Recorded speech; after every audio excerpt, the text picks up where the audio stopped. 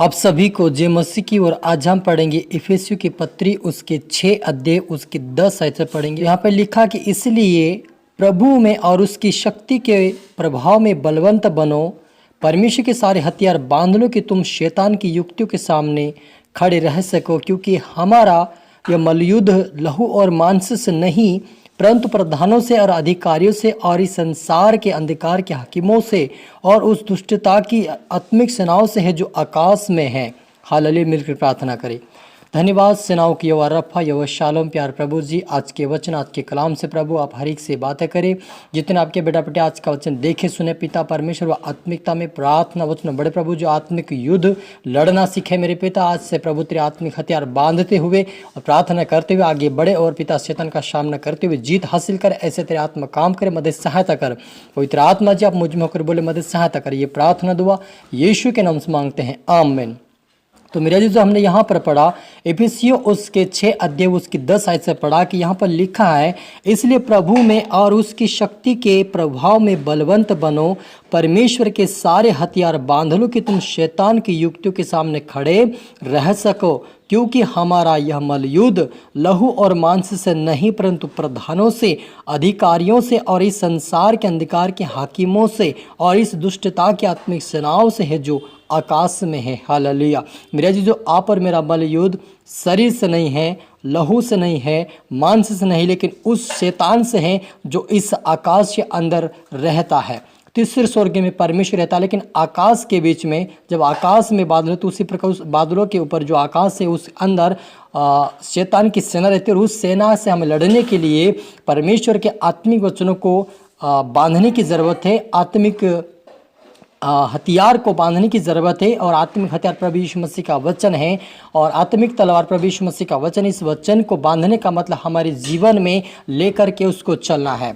बांधने का मतलब हम उस वचनों का पालन करना है। उस वचन का पालन करते हुए हम प्रभु में परमेश्वर में बढ़ते चले जाएंगे तो शैतान का सामना करेंगे, क्योंकि आकाश में शैतान की सेना है और उस सेना से हम लड़कर उसको हमें स्वर्ग के तीसरे लोक में पार करना है। तो हम शैतान का सामना करना पड़ेगा और उस शैतान का सामना करने के लिए आप और मुझे प्रार्थना वचन और उससे आज्ञाकारिता में चलना जरूरी है। जब हम उसका पालन करेंगे तभी हम शैतान का सामना कर पाएंगे। क्योंकि हम देखते कि यूसुफ जो था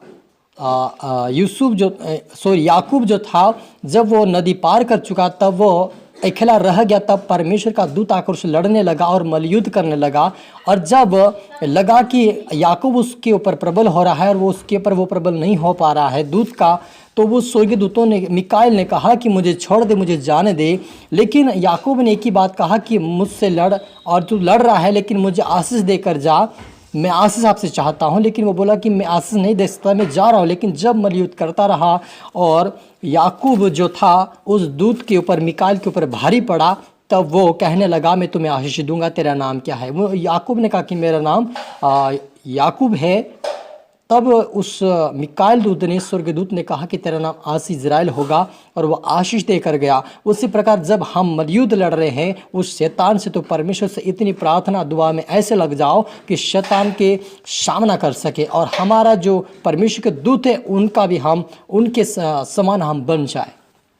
क्योंकि याकूब जो था दूत से, मिकाएल दूत से भी अधिक शक्तिशाली बना, क्योंकि उसके साथ परमेश्वर का सामर्थ्य का अभिषेक था। और वो अभिषेक पाने के लिए आप और मुझे वचनों का पालन करना होगा, तब हम शैतान का सामना कर सकते हैं।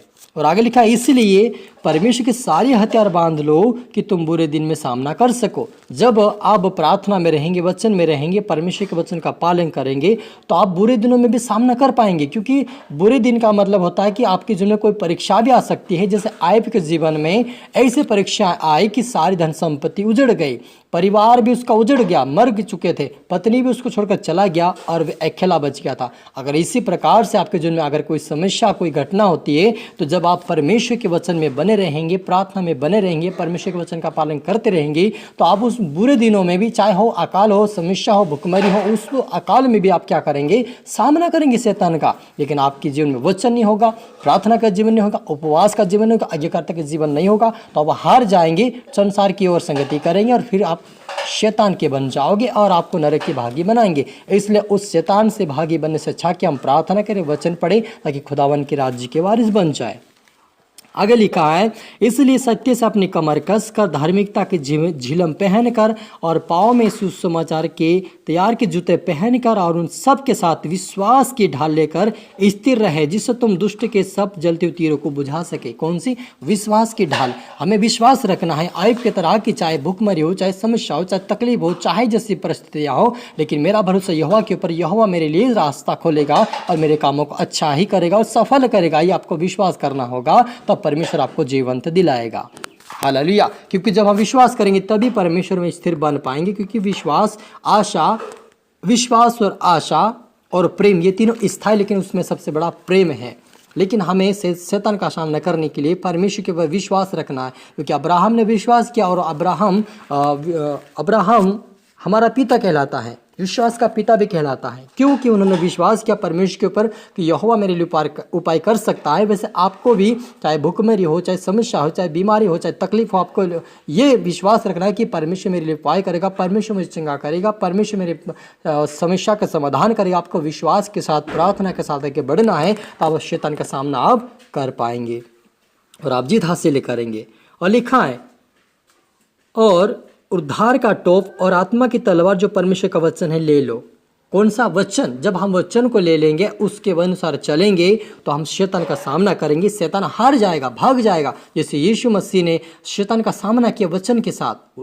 शैतान ने कहा कि इस पत्थर से कर रोटी बन जाए, तो परमेश्वर का पुत्र ये कर सकता है। लेकिन यीशु मसीह ने भी उसको वचन से ही जवाब दिया कि लिखा है, कि परमेश्वर के वचन में लिखा है कि मनुष्य का रोटी ही से नहीं, लेकिन हर एक वचन से प्रभु के मुख से निकलता जीवित रहेगा। और वे जीत को हासिल किया। वैसे उस प्रकार हमें जीत हासिल करने के लिए परमेश्वर के वचन का इस्तेमाल करते हुए प्रार्थना करेंगे, परमेश्वर हमें जीवंत दिलाएगा और अपने राज्य के वारिस बनाएगा।